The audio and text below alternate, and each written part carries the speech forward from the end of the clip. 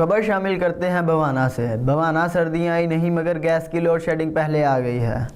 محکمہ سوئی گیس کی طرف سے شہریوں کے ساتھ سوتیلی ماں جیسا سلوک کیا جا رہا ہے۔ گیس کی لوڈ شیڈنگ کی وجہ سے شہریوں کو کھانا پکانے میں مشکلات کا سامنا۔ اسی حوالے سے مزید تفصیلات جانتے ہیں اپنے نمائندے افضل رمانہ سے۔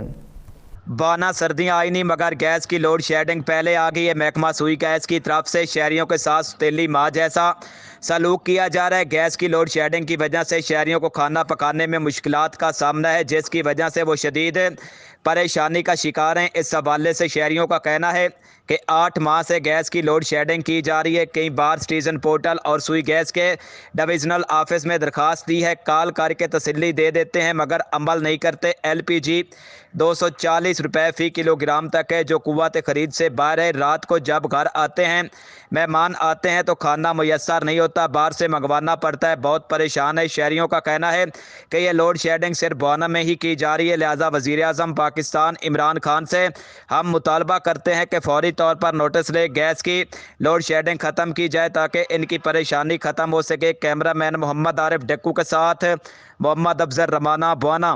بہت شکریہ افضل تفصیلات سے آگاہ کرنے کے لیے۔